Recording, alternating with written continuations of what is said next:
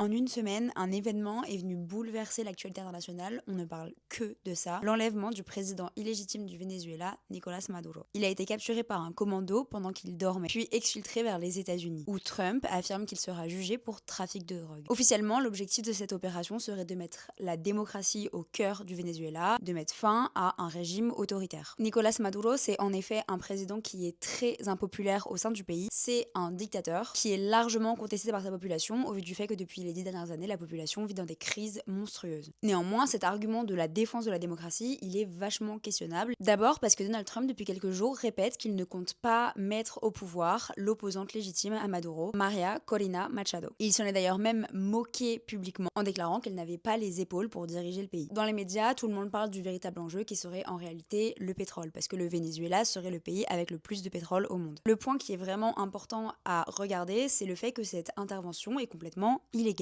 C'est une atteinte grave à la souveraineté d'un État, et ça, au regard du droit international, ça marche pas. Malheureusement, vu qu'elle est menée par les États-Unis, elle suscite peu de condamnations. Et ça pose un problème fondamental, parce qu'on se rend compte que la loi du plus fort semble être supérieure au droit international. Ça, c'est une question qui est importante, parce qu'en ce moment, les États-Unis ont aussi les yeux un peu trop proches du Groenland. Groenland qui est un territoire danois et donc Union européenne. Donc la question, c'est comment des pays européens peuvent féliciter Trump pour cette action, alors que c'est eux qui sont en ligne de mire dans quelques jours. Mettre un dirigeant pro-américain au Venezuela, c'est une grosse forme d'ingérence. Et dans le passé, ça n'a pas réussi. Saddam Hussein, l'Irak, la Libye, on a déjà vu des états d'intervention américains qui n'ont pas donné une démocratie pure et dure. Accepter l'enlèvement d'un chef d'État, c'est tout simplement accepter le principe des interventions arbitraires et de l'annexion. Enfin, il est intéressant de mentionner la division au sein du mouvement MAGA. Tout simplement parce que Donald Trump, quand il a fait programme il y a 2 ans, il a dit qu'il voulait cesser l'interventionnisme américain, qu'il voulait arrêter de dépenser de l'argent dans le monde et qu'il voulait se concentrer sur les affaires internes du pays et tout simplement la crise aux États-Unis pour les classes moyennes. Ce à quoi les électeurs de Donald Trump étaient très réceptifs. Pourtant, les États-Unis sous Trump, c'est la même chose que ça a toujours été, de l'interventionnisme classique, en disant qu'on veut mettre de la démocratie dans un pays et qu'en fait, on fait n'importe quoi. Ils renversent des régimes et ils imposent leur influence, tout ça pour faire comprendre à la Chine et à la Russie que l'Amérique latine, c'est leur précaré. En somme, l'arrestation de Nicolás Maduro, c'est vraiment quelque chose qui dépasse le cadre du Venezuela. Ça marque un tournant inquiétant dans les relations internationales, où la puissance et les intérêts stratégiques semblent désormais prévaloir sur le droit, la démocratie et la souveraineté des États.